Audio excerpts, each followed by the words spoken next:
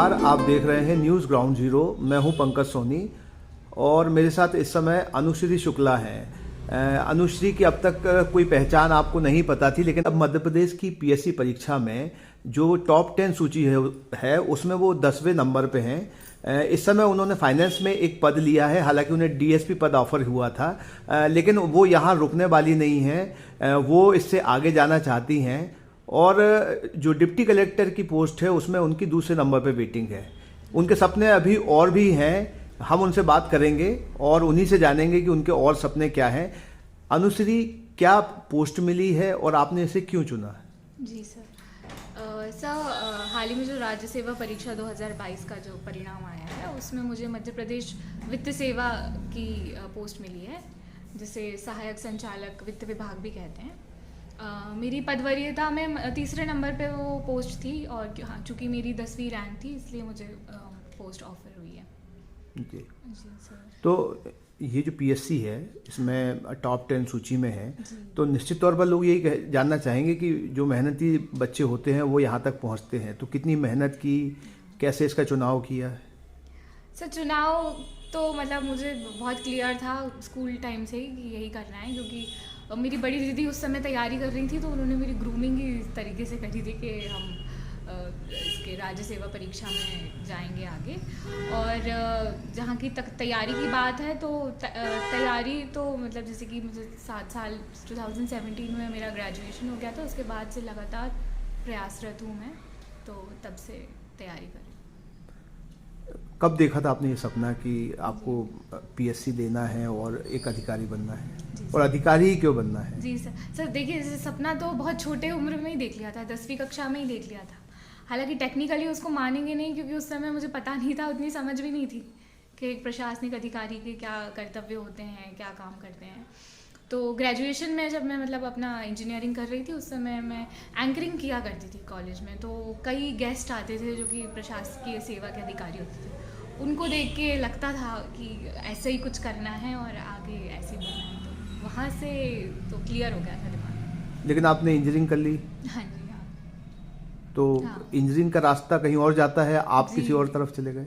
जी sir, engineering करने का reason ये था कि मैं चाहती थी कि मेरी जो डिग्री है, क्योंकि मैं एकेडमिक्स में मैथ साइंस में बहुत अच्छा था मेरा स्कोर, तो उसका कारण ये था कि मैं चाहती थी कि डिग्री मेरी एक प्रोफेशनल कोर्स में हो, क्योंकि जैसे हम जानते हैं कि इन परीक्षाओं में जो है बहुत अनसर्टेनिटी होती है चयन को लेकर, तो एक बैकअप के तौर पे मैं चाहती थी कि मेरा प्रोफेशनल डिग्री कोर्स रहे। और साथ ही मेरे पिताजी भी इंजीनियर रहे हैं, तो एक वो भी था कि घर से उनका भी था कि एक और इंजीनियरिंग मतलब रीज़न वो था ग्रेजुएशन करने का। ठीक है, लेकिन फिर यहाँ जब आपने जाना चाहा तो आपने पूछा पापा से कि पीएससी करना है? हाँ सर, चर्चा तो हुई थी हमारे घर में और पापा थोड़े नाराज़ भी हुए थे, क्योंकि मेरा 7th सेमेस्टर में प्लेसमेंट हो गया था टीसीएस में। तो उनका ये था कि मम्मी का जैसा कहना था कि आप 1 साल करके उसको छोड़ के फिर करिए, पर मेरा था कि जब मुझे क्लियर है दिमाग में कि यही करना है तो फिर 1 साल भी क्यों करना, तो फिर मैंने नहीं किया था सर। अच्छा, जब से आपने पीएससी की तैयारी शुरू करी, कभी आप ऐसी कोई जो जितने भी आपने अटेम्प्ट दिए सब में आप बराबर सफल होती रही, तो ये कैसे हुआ और फिर किस जॉब को पहले चुना और आप कहाँ पहुँची आप? सर, प्राथमिकता तो हमेशा से जैसे डिप्टी कलेक्टर ही रही है उसमें। बाकी जैसे आप बोल रहे हैं लगातार जो कारण उसका ये रहा है कि सर स्ट्रैटेजी आपकी एकदम क्लियर होनी चाहिए। अगर आपकी स्ट्रैटेजी क्लियर है तो कई बार बहुत कम समय में, अगर आपका बेस और फाउंडेशन स्ट्रॉन्ग है तो कम समय में, जैसे 2022 का जो हमने प्रीलिम्स दिया था तो हमको बहुत कम समय मिला था प्रारंभिक परीक्षा, क्योंकि हमारे साथ में मुख्य परीक्षा की भी तैयारी चल रही थी। तो ये तो 8 दिन में ही पढ़ के मैंने प्री निकाल लिया था इसका। तो अब वो 8 दिन में इसलिए निकल गया क्योंकि पहले तैयारी बहुत स्ट्रॉन्ग तरीके से कर रखी थी। और सिलेबस आपको कंठस्थ होना चाहिए, मतलब जो भी आप परीक्षा दे रहे हैं उसका सिलेबस जब कंठस्थ होता है तो अपने आप समझ में आता है कि क्या पढ़ना है और क्या छोड़ना है, और छोड़ना क्या है ये ज़्यादा ज़रूरी होता है। तो यही है सर, यही स्ट्रैटेजी फॉलो करी मैंने हमेशा। बहुत से लोग मानते हैं कि बहुत कठिन परीक्षा है, जैसे यूपीएससी हो गया या पीएससी हो गया, इनको लोग मानते हैं कि ये अपने लेवल पे बड़ी कठिन परीक्षा है। आपको क्या महसूस हुआ, कितनी कठिन लगी आपको? सर, कठिन इनको इसलिए बोलते हैं क्योंकि उसमें सक्सेस रेशो बहुत कम है। जैसे 3-3.25 लाख लोग दे रहे हैं और 400 ही पोस्ट हैं, तो कट ऑफ निश्चित तौर पे ऊपर जाता है और इसलिए वो कठिनाई होती है उसमें। बाकी मुझे लगता है कि अगर आपकी स्ट्रैटेजी क्लियर है, आपकी तैयारी बहुत अच्छी है और आपको अपने ऊपर भरोसा है, तो बहुत इजीली आप क्रैक कर सकते हैं। नहीं, मैं एक ऐसा सवाल पूछ रहा हूँ कि जैसे आप पढ़ते हो तो आप क्या महसूस करते हो पढ़ने के दौरान? कहाँ कठिनाई लगती है? वो कौन सी जगह हैं जहाँ आपको लगता है कि यार ये बड़ा कठिन मामला है ऐसा कुछ? सर कठिनाई मतलब जैसे कि मुख्य परीक्षा में जैसे आप देखिए 6 पेपर 6 दिन में होते हैं, 3-3 घंटे का एक पेपर, अगले दिन आपको दोबारा 3 घंटे देना है। तो वहाँ पे सबसे बड़ा चैलेंज ये होता है कि इतना वास्ट सिलेबस है, आप 3 घंटा लिख कर आ रहे हो, अगले दिन फिर 3 घंटा लिखना है, आप रिवाइज ही कैसे करोगे, इतना वास्ट है। तो अगर आपके नोट्स एक एक पन्ने में अगर सारे नोट्स हैं तो फिर ईजी हो जाती है चीज़ें, मतलब वो पुरानी मेहनत काम आती है उस समय। अभी आपने MPPSC निकाल लिया है, वेटिंग में भी है। जी सर। UPSC के बारे में आपने तैयारी कर रखी है क्या, या UPSC भी अभी आपके मन में है? जी सर, बिल्कुल मेरे मन में है। मैंने मतलब प्रयास भी करे थे UPSC के, और अभी भी मेरे पास कुछ अटेम्प्ट हैं। तो मेरा अगला मतलब लक्ष्य यही है कि अब UPSC पे फोकस करूँगी। और जैसे अभी आप एक जो उद्योग विभाग है उसमें हाँ। आप एक पोस्ट निर्धारित करती हैं, जी। तो उस काम के साथ आपने जो तैयारी की और आपने परीक्षा निकाली, जी सर। तो कितना कठिन हुआ कि उसमें सपोर्ट मिला आपको?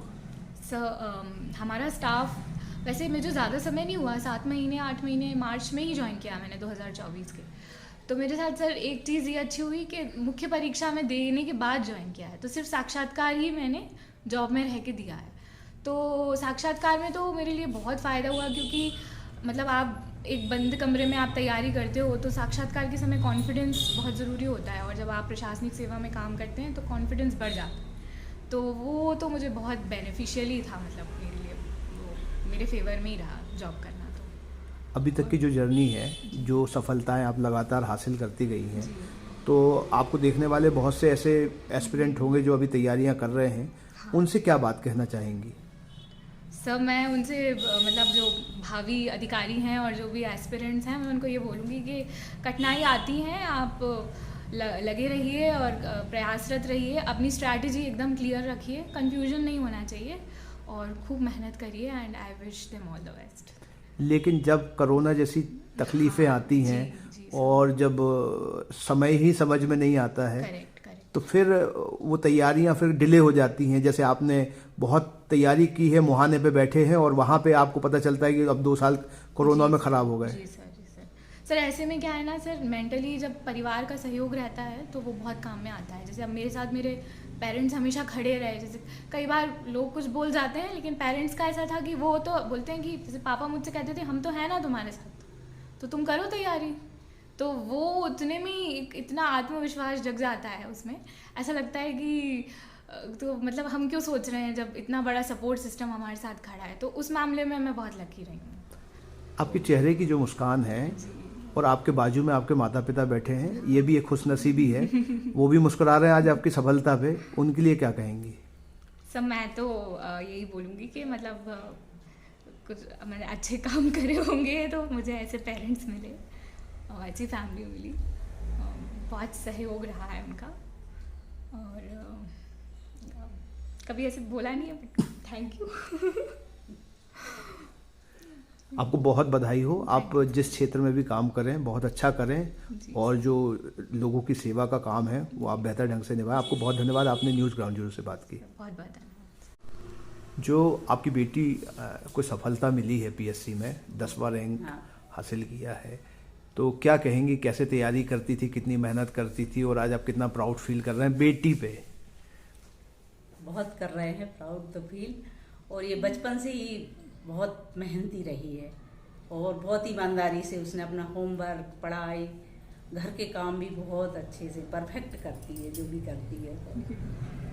तो आपको उम्मीद है कि प्रशासनिक सेवा में भी उससे बेहतर करेगी? हाँ, बहुत अच्छा करेगी वो आगे भी, ईमानदार है बहुत। ये तो सबसे बड़ी क्वालिटी हुई, ऑनेस्टी।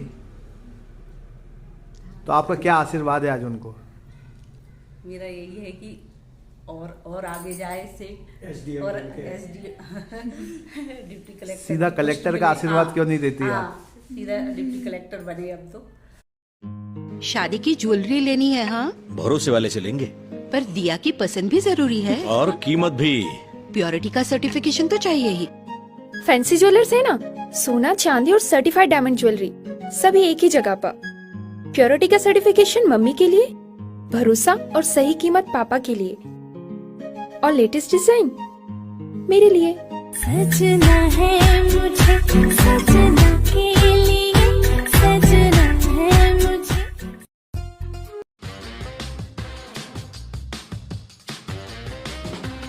आई वेयर, सनग्लासेस और कॉन्टैक्ट लेंस के सभी लीडिंग ब्रांड्स अब एक ही छत के नीचे। अग्रवाल आई केयर, द्वारका जी कॉम्प्लेक्स, सिविल लाइंस, सागर।